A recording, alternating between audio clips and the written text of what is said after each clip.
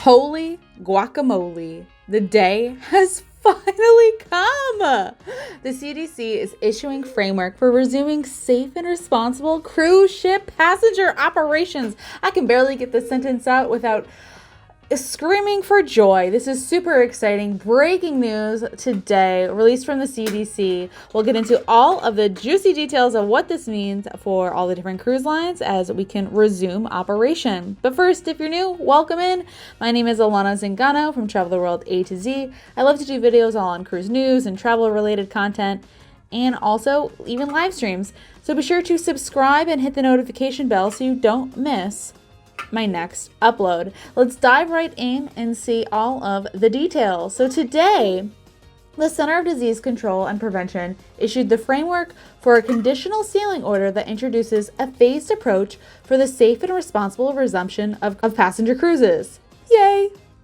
The order establishes the framework of actionable items for the cruise industry to follow so they can resume passenger operations, with an emphasis on preventing the further spread of COVID-19 on cruise ships and from cruise ships into the communities when the cruise goes into port, and to protect the public health and safety. So this order applies to passenger operations on cruise ships within the capacity to carry at least 250 passengers in waters subject to U.S. jurisdiction. This framework provides a pathway to resume safe and responsible sailing, and it will mitigate the risk of COVID-19 outbreaks on ships and prevent passengers and crew from seeding outbreaks at ports with the communities where they live, says the CDC Director Robert R. Redfield. CDC and the cruise industry have shared a goal to protect the crew, passengers, and communities, and will continue to work together to ensure that all necessary public health procedures are in place before cruise ships begin sailing with passengers. Cruising safely and responsibly during a global pandemic is very challenging, hence why it's taken so long to get the resumption of cruising restarted. The framework for Conditional Sailing Order requires a phased approach to resume passenger operations. And with the phased approach, it is necessary because of the continued spread of COVID-19 worldwide. The risk of resurgence in countries that have been suppressed transmission and ongoing concerns related to restarting of cruising internationally, and the need for additional time for the cruise industry to test the effectiveness of procedures and control potential COVID-19 transmission on board the cruise ships with passengers without becoming a public health burden. The CDC and the cruise industry have the same goal: a return to passenger sailing, but only when it's safe. Under the CDC's framework for Conditional Sailing Order, cruise lines have been given a way to systematically demonstrate their ability to sail while keeping passengers, crew, and their destination ports safe and healthy, said former Utah Governor Mike Leavitt, co-chair of the Healthy Sail panel. During the initial phases, cruise ship operators must demonstrate adherence to testing, quarantine, isolation, and social distancing requirements to protect crew members while they build a laboratory capacity needed to test the future passengers.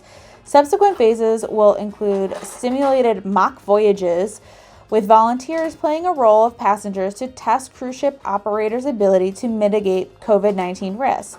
Certifications for the ships meet the requirements, and the return of passenger voyages in a manner that mitigates COVID-19 risk among passengers, crews, and communities.